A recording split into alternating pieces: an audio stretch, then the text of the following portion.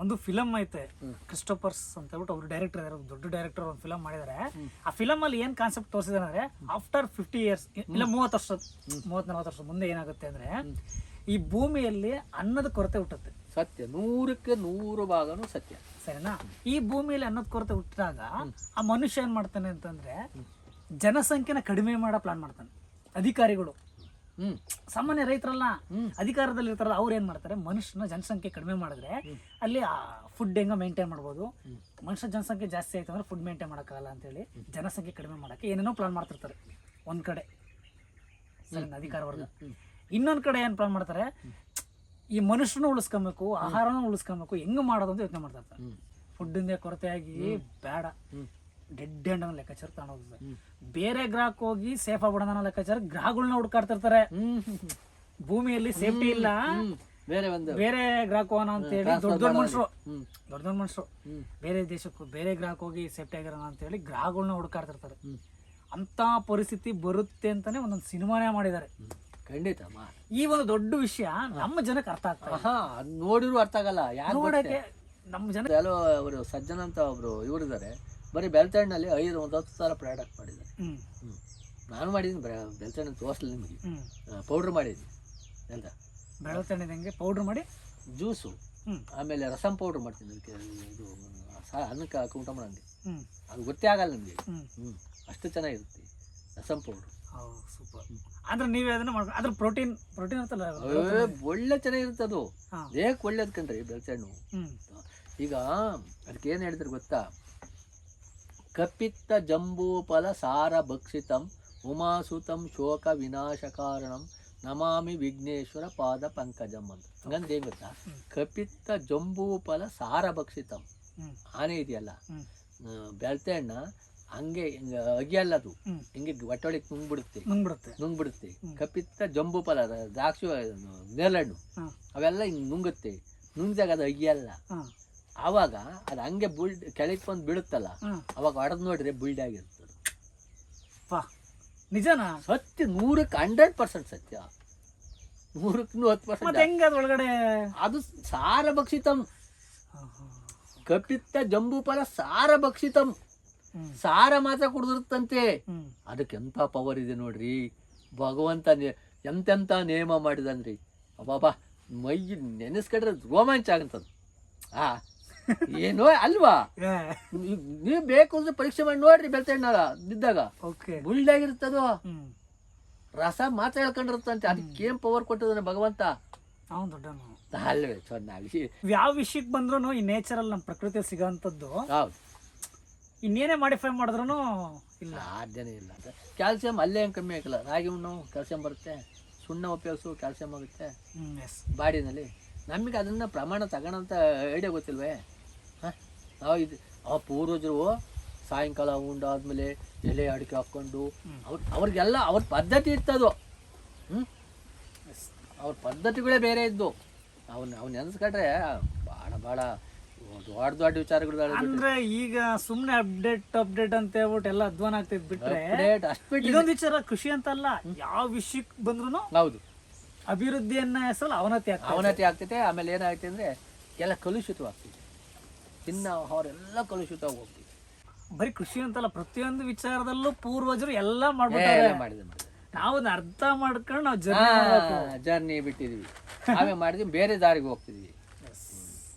ನಮ್ಮ ಆಹಾರವನ್ನ ಯಾವ ಪ್ರಮಾಣದ ಎಷ್ಟು ತಿನ್ಬೇಕು ಅಷ್ಟು ತಿನ್ಬೇಕು. ಸುಮ್ಮನೆ ಯಥೇಚ್ಛ ತಿಂದ್ರು ಅದು ಈಗ ತಾವು ಎಷ್ಟು ತಿಂದ್ರು ಏನಾಗ್ತದೆ, ಪ್ರಿವಿ ಮೂಲಕ ಹೊರಟೋಗುತ್ತೆ ಅಷ್ಟೇ. ರಕ್ತಗತವಾಗೋದು ಎಷ್ಟು ಅಂತ ಯೋಚನೆ ಮಾಡ್ಬೇಕಲ್ವಾ? ಈಗಿನ ಪಾಸ್ಟ್ ಜನರೇಷನ್ ಅಲ್ವಾ, ಈಗ ಅದ್ರ ಬಗ್ಗೆ ಎಲ್ಲಿ ಯೋಚನೆ ಮಾಡ್ತಾ ಇದಾರೆ? ಯೋಚನೆ ಮಾಡಲ್ಲ ಗೊತ್ತವ್ರು. ನನಗೆ ಕೃಷಿ ಬಗ್ಗೆ ಅಷ್ಟೊಂದು ಮಾಹಿತಿ, ಅಷ್ಟು ಐಡಿಯಾ ಇಲ್ಲ. ಐಡಿಯಾ ಗೊತ್ತಾಯ್ತು ನನಗೆ. ಏನಪ್ಪಾ ಅಂದ್ರೆ ನಂದು ಈ ತರ ಯೂಟ್ಯೂಬ್ ಈ ತರ ಕಂಟೆಂಟ್ ಅದ್ರಲ್ಲಿ ಒಂದ್ ಸ್ವಲ್ಪ ಜ್ಞಾನ ಐತೆ ಒಂಚೂರು. ಆಮೇಲೆ ನನಗೆ ಇನ್ನೊಂದು ಏನಂತ ನನಗೆ ಖುಷಿಯಾಗಿದ್ದು ಹೆಮ್ಮೆ ಆಗಿದ್ದಂದ್ರೆ, ಈ ನಮ್ಮ ಸರೌಂಡಿಂಗ್ ನಲ್ಲಿ ನಮ್ಮವರೊಬ್ರು ಇಂತ ಒಂದು ನ್ಯಾಷನಲ್ ಲೆವೆಲ್ ಅಲ್ಲಿ ಪ್ರಶಂಸೆ ತಗೊಂಡಿದ್ದಾರೆ ಅಂತಂದ್ರೆ ನಮ್ಗೆ ಖುಷಿಯಾಗಿರೋ ವಿಚಾರ. ಯಾಕೆ ನಾನು ಲಾಸ್ಟ್ ಟೈಮ್ ನನಗೆ ಸೆಕೆಂಡ್ PUC ಡಿಪ್ಲೊಮಾ ಮಾಡ್ಬೇಕಾದ್ರೆ ಧರ್ಮಸ್ಥಳದಲ್ಲಿ ಕೃಷಿ ಮೇಳದಲ್ಲಿ ನನಗೆ ಅಚೀವರ್ ಅಂತ ಒಂದು ಅವಾರ್ಡ್ ಕೊಟ್ಟಿದ್ರು, ಸರ್ಟಿಫಿಕೇಟ್. ಅಂದ್ರೆ ಶಿವನ್ ಸ್ಟ್ಯಾಚು ಮಾಡಿದ್ದೆ. ಶಿವನ್ ಸ್ಟ್ಯಾಚು ಮಾಡಿ ಸಿಮೆಂಟ್ ಅಲ್ಲಿ ಮುಂದ್ಗಡೆ ಸಿಮೆಂಟ್ ಅಲ್ಲಿ ದಾಳಿಂಬೆ ಟೈಪ್ ಮಾಡಿ ಸುತ್ತ ದಾಳಿಂಬೆ ಡೆಕೋರೇಷನ್ ಫುಲ್ ಅದ್ ಮಾಡಿದ್ಕೆ ಧರ್ಮಸ್ಥಳ ಸಂಘ ಕೊಟ್ಟಿದ್ರು. ಮನೋಜ್ ಮೆನೇಜಸ್ ಡೈರೆಕ್ಟರ್ ಅವರೇ, ಅವ್ರಿದ್ರಾ? ಅವರೇ ಕೊಟ್ಟಿದ್ದಾರೆ. ಬಟ್ ಅದ್ ನೆನಪಾಯ್ತು ನನಗೆ. ನಾನು ಯಾವ್ದೋ ವಿಚಾರಕ್ಕೆ ಹಿಂಗೆ ನಮ್ಮವ್ರು ಏನೋ ಮಾಡಿದಾರಲ್ಲ, ಅದು ನ್ಯಾಷನಲ್ ಲೆವೆಲಲ್ಲಿ, ಅದನ್ನ ನಾನು ಎಕ್ಸ್ಪ್ಲೋರ್ ಮಾಡ್ಬೇಕು, ಈ ಒಂದು ಉದ್ದೇಶ ಇಟ್ಕೊಂಬಂದು. ಆಮೇಲೆ ಕೃಷಿ ಬಗ್ಗೆ ಅಷ್ಟು ಇಲ್ಲ. ನಿನಗೆ ನಂಗೆ ಗೊತ್ತಾ, ನಾನು ಹಿಂಗೆ ಮುಖ ನೋಡಿದ್ರೆ ಹಿಂಗೆ ಅರ್ಥ ಮಾಡ್ಕೊತೀನಿ. The face is the index of mind ಅಂತ. ಭೂಮಿ ಏನಾಗಿದೆ ಅಂದರೆ ಕೆಲವೇ ದಿವಸಗಳಲ್ಲಿ ವಿಷಮಯ ಆಗ್ಬಿಡುತ್ತೆ. ವಿಷಮಯ ಆದಾಗ ಭೂಮಿಯಲ್ಲಿ ಬೆಳೆ ಹುಟ್ಟೋದಿಲ್ಲ. ಎಲ್ಲ ಕಡೆ ಬೋರ್ ಆಗ್ತಿರೋದ್ರಿಂದ ಅಂತರ್ಜಲ ಬೇರೆ ಅಂತರ್ಜಲ ಕುಸಿತ. ನಮ್ಮೂರು ಸುಮಾರು ಉದಾಹರಣೆ ಕೊಡ್ತೀನಿ. 1 ವರ್ಷಕ್ಕೆ 3 ರಿಂದ 4 ಟನ್ ಪ್ಲಾಸ್ಟಿಕ್ ಬಿಡ್ತೈತಿ ನಮ್ಮೂರಿಗೆ. ಎಲ್ಲಿಂದ ಬರ್ತಿರೋದು? ಎಲ್ಲ ಈಗ ಒಂದು ಬಿಸ್ಕತ್ತು ಪ್ರತಿ ಎನಿವನ್ ಐಟಮ್ ನಾವು ಬಳಕೆ ಮಾಡೋಂಥದ್ರಿಂದ 3 ಟನ್ ಬೀಳುತ್ತಪ್ಪ. ಒಂದು 4 ಟನ್ನು ವಿಷ ಹೊಡಿತಿದ್ದೀವಿ. 4 ಟನ್ ವಿಷ ಹೊಡಿತಿದ್ವ, ಒಂದು 30 ಟನ್ನು ಮೇಲೆ ಗೊಬ್ಬರ ಸುರಿತಿದ್ವಿ. ನಾವು ಯಾಕೆ ಸುರಿತೀವಿ ಅಂತ ನಮಗೆ ಗೊತ್ತಿಲ್ಲ. ಆಮೇಲೆ ಭೂತಾಯಿ ಹೇಳಂಗಲ್ನಾಕಿ ಇವರಿಗೆ ಹಿಂಗಾಗಿದೆ. ಆಮೇಲೆ ಏನಾಯ್ತು ಗೊತ್ತಾ, ಇದು ಇನ್ನು 10 ವರ್ಷ ನಡೆದ್ರೆ ಏನಾಗುತ್ತೆ ಅಂತ. ಅಲ್ಲ, ನೀವು ಹೇಳಿದ ಪಾಯಿಂಟ್ ಇದು. ಎದೆಯಾಲ್ಗೆ ವಿಷ ಹಾಕ್ದಂಗ. ಅಲ್ಲ, ನೀನು ಹೇಳಿದ ಪಾಯಿಂಟ್ ಇದು, ನಂದಲ್ಲ, ನಿಂದೆ ಪಾಯಿಂಟ್ ಇದು. ಅಲ್ಲ, ಎದೆಯಾಲ್ಗೆ ವಿಷ ಹಾಕಿದ್ರೆ ಬದುಕುತ್ತಾ? ನೀನು ಹೇಳಿದ ಪಾಯಿಂಟ್ ಇದು. ಹಿಂಗಾಯ್ತು ನೋಡಪ್ಪ. ಅದಕ್ಕೆ ಕಣ್ಣೇರಿ ಮಾಡಿದ ಗುರುಗಳಿದಾರಲ್ಲ, ಆ ಗುರುಗಳು ಇದ್ರ ಬಗ್ಗೆ ಭಾರಿ ಅವೇರ್ನೆಸ್ ಮಾಡ್ತಾರೆ. ಇದು ಮೈನಿಂಗ್ ಬಗ್ಗೆ, ಮೈನಿಂಗ್ ಅವೆಲ್ಲ ಮೈನಿಂಗ್ ಬೇಡ ಅಂತೀರ? ಯಾರು ಹೆಂಗ ಹಾಕೋದಿರ್ತತ್ತು ಬಾಂಡೆ ಜೀವನ ಆಗ್ತಿರಲ್ವಾ? ಇದರಿಂದ ಜನಗಳು ಏನಾಯ್ತು ಗೊತ್ತಾ, ದೊಡ್ಡ ಲಾಬಿ ಮಾಡ್ಕೊಳಕ್ಕೆ ಹತ್ಯಾರೆ ವಿನಃ ಅದನ್ನ ರೈತರಿಗೇನು ಅನುಕೂಲ ಅಲ್ಲ. ಸುಳ್ಳು ರೈತರಿಗೆ ಮಾತ್ರ ಒಂದು ಪಾಯಿಂಟ್ ಅನುಕೂಲ ಇಲ್ಲ. ನೋಡ್ರಿ, ರೈತರನ್ನ ತಗೊಂಡೋಗಿ ಸಾಲ ನಿಲ್ಲಿಸ್ತಾರೆ, ಅಧಿಕಾರಿಗಳು ಒಳಗಿರ್ತಾರೆ. ಅಧಿಕಾರಿಗಳು ಹೋಗೋಕ್ಕಾಗಲ್ಲ. ರೈತರು ಬಂದ್ರೆ ವರಂತಳಪ್ಪ ಅಲ್ಲಿ ನಿಲ್ಲಿಸ್ಕೊಂಡು ಸಾಲಾಗಿ ಅವ್ನಿಗೆ ಏನು ಬೇಕು ಅದು ಕೊಟ್ಟು ಕಳ್ಸೋದು. ಅವನು ಹೋಗಿ ನೇರವಾಗಿ ಕೇಳಕ್ಕೆ ಬರಲ್ಲ. ಅವನೇನು ಕೊಡ್ತಾನೆ ಇಸ್ಕೊಂಬರೋದು. ಎಂಥ ಹೀನಾಯ ಸ್ಥಿತಿ ತಂದುಬಿಟ್ಟ ರೈತರನ್ನ ಅಂದರೆ ಎಲ್ಲ ಕಡೆಯಿಂದ ಕೊಲೆ ಮಾಡ್ತಿದ್ರು ಅವರು. ನನಗಂತೂ ತಿಳಿದ ಮಟ್ಟಿ ಈ ಹೊರಗಡೆ ದುಡಿತಾರೆ, ಓಕೆ, ದುಡ್ದು ಸ್ವಲ್ಪ ದುಡ್ಡು ಅಮೌಂಟ್ ಇಟ್ಕೊಂಡ್ಬಂದು 1-2 ಎಕರೆ ಜಮೀನಲ್ಲಿ ಸ್ವಂತ ಅವ್ನಿಗೆ ಏನ್ ಬೇಕಾಯ್ತು ಅದನ್ನ ಅವನು ಬೆಳ್ಕೊಂಡು ತಿನ್ನೋ ಲೆವೆಲ್ಗೆ ಇದ್ರು ಕೆಲವು ಅಂತ ಆಗ್ತಾನೆ. ಎಂತ ಬೆಳೆಯಕ್ಕೆ ಏನಾಯ್ತು ಗೊತ್ತ, ಅವನು ಶರೀರ ಬಲ್ತಿದೆ ಅಲ್ಲಿ ಹೊರಗಡೆ ಬಾರ್ದ ಬಲ್ತಿದೆ. ಇಲ್ಲಿ ಒಂದ್ ದಿವಸ ಬೆವರತ್ತೀರಿ, ಅವನು ಮೈ ಎಲ್ಲ ಬೆವರತ್ತೀರಿ, ಅವ್ನು ಕೆಲಸ ಎಲ್ಲಿ ಮಾಡ್ತಾನೆ? ಅಡ್ಜಸ್ಟ್ ಆಗಲ್ಲ ಅಂತೀರ? ಒಂದು ವಿಚಾರ, ಬೆಳಕಂಬಂದ್ರೆ ದುಡ್ಡು ಇರುತ್ತಲ್ಲ. ಈಗ ಇಲ್ಲೇನಾಗುತ್ತೆ, ಒಂದ್ಸರಿ ಅತಿವೃಷ್ಟಿ ಆಗುತ್ತೆ, ಒಂದ್ಸರಿ ಅನಾವೃಷ್ಟಿ ಆಗುತ್ತೆ. ಅಂಥ ಸಂದರ್ಭದಲ್ಲಿ ಒಂದ್ಸರಿ ಅನಾವೃಷ್ಟಿ ಆಗ್ಬಿಟ್ರೆ ಅವನಿಗೆ ಅವನು ಪರಿಸ್ಥಿತಿ ಇನ್ನೊಂದ್ಸರಿ ಮಾಡೋದೇ ಇಲ್ಲ ಅಲ್ವಾ? ಅತಿವೃಷ್ಟಿ ಅನಾವೃಷ್ಟಿ ಬರ್ತಾವಲ್ಲ, ಅವು ತಡ್ಕೊಳೋ ಕೆಪಾಸಿಟಿ ಇರಬೇಕಲ್ಲ ಅವನಿಗೆ. ಒಟ್ನಲ್ಲಿ ಪ್ರಕೃತಿನೇ ಉತ್ತರ ಕೊಡ್ಬೇಕು. ಪ್ರಕೃತಿ ಉತ್ತರ ಕೊಡುತ್ತೆ. ಪ್ರಕೃತಿ ಮುಖ್ಯ. ಪ್ರಕೃತಿ ಮುಂದೆ ನಾವೇನು ಮಾಡಕ್ಕೆ ಬರಲ್ಲ, ನಾವೆಲ್ಲ ಶೂನ್ಯ ಅಷ್ಟೇ.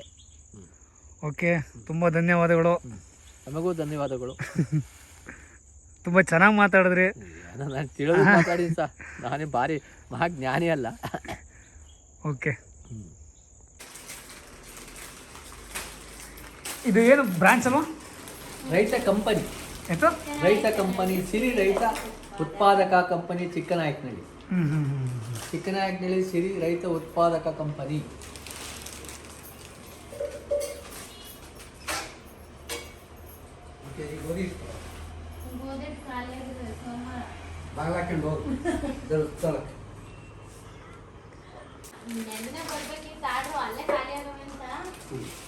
ಇದು ನವಣೆ ಬಿಸ್ಕತ್ತು.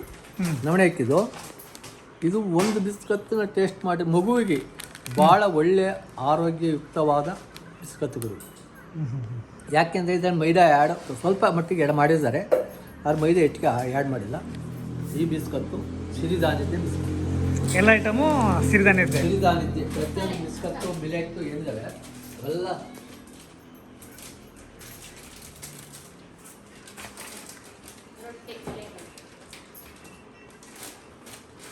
ರೊಟ್ಟಿ, ಸಿರಿಧಾನ್ಯದ ರೊಟ್ಟಿ.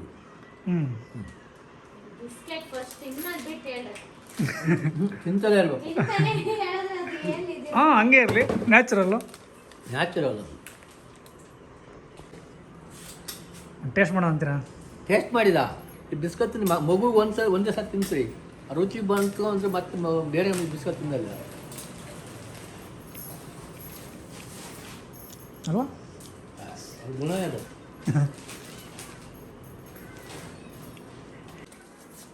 ನವಣೆ ಇಲ್ಲೇ ಪ್ಯಾಕ್ ಮಾಡ್ತಾ ಇರೋದು. ಇದು ಬೆಂಗಳೂರಿಗೆ ಹೋಗ್ತಿದ್ದ. ಇಲ್ಲಿಂದ ಬೆಂಗಳೂರಿಗೆ ಹೋಗುತ್ತೆ. ಹೌದು, ಬೆಂಗಳೂರು ಜಿ GKVK. ಇಲ್ಲಿಂದ ಸಂತೆ ಪ್ರತಿ ವಾರ ಒಳ್ಳೆ ರೈತರ ಸಂತೆ ನಡೆಯುತ್ತದೆ GKVK. ಓಕೆ. ಇದು ನಮ್ಮ ಎಳ್ನೋಣಲ್ಲಿರೋದು ಯಾರು ಗೊತ್ತೇ ಇಲ್ಲ. ಗೊತ್ತಿದೆ, ಗೊತ್ತಿದೆ ಕಮ್ಮಿ ಜನಕ್ಕೆ. ನನಗೆ ಗೊತ್ತಿದ್ರು ಅದರ ಅನುಭವ ಗೊತ್ತಿಲ್ಲ ಅಷ್ಟೇ. ಅದರ ಒಳಗಿನ ಒಳಮರ್ಮ ಏನು ಅಂತ ಗೊತ್ತಿಲ್ಲ. ನಾನು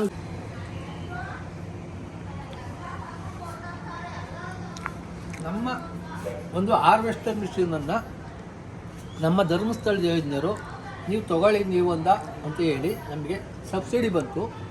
ಇನ್ನು ಹೆಚ್ಚಾದ ಹಣವನ್ನು ಅವರೇ ಹಾಕಿ ನಾವು ಅವರಿಗೆ ಅದನ್ನೆಲ್ಲ ತೀರಿಸುವ ಮಾರ್ಗವನ್ನು ಯಾವ ಥರ ತೀರಿಸ್ಬೇಕು ಅಂತೆಲ್ಲ ಹೇಳ್ಕೊಟ್ಟಿದ್ದಾರೆ. ನಾವು ದುಡಿದು ಅವರಿಗೆ ಸಾಲವನ್ನು ತೀರಿಸ್ಬೇಕು.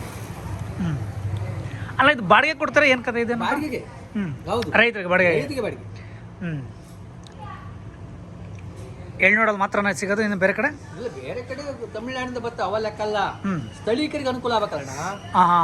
ಅವನು ಏನೋ ಒಂದು ರೇಟ್ ಹೇಳ್ತಾನೆ. ನಾವು ಕಂಪನಿಯಿಂದ ರೈತರಿಗೆ ಅನುಕೂಲ ಆಗಂಗೆ 50 ರೂಪಾಯಿ ಕಮ್ಮಿನೇ ಹೊಡಿತೀವಿ ನಾವು.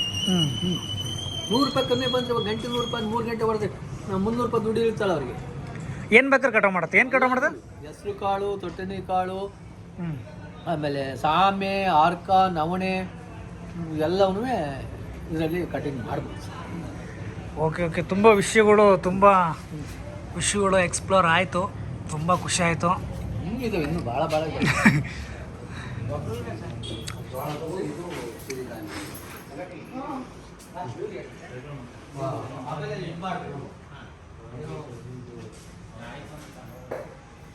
ಕೇಳ್ರಿ ಅಮ್ಮ.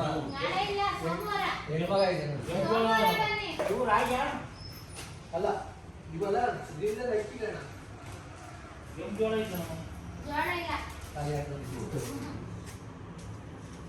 ಸಾಮಕ್ಕಿ, ಆರ್ತಕ್ಕಿ, ನವಣಕ್ಕಿ, ಬರಗನಕ್ಕಿ, ಊದಕ್ಕಿ, ಬೆಲ್ಲ ಇದ್ದಿದ್ರೆ ಅದು ನಮ್ಮ ಮೇನ್ ಇಂಪಾರ್ಟೆಂಟ್ ಆಗ್ತದೆ.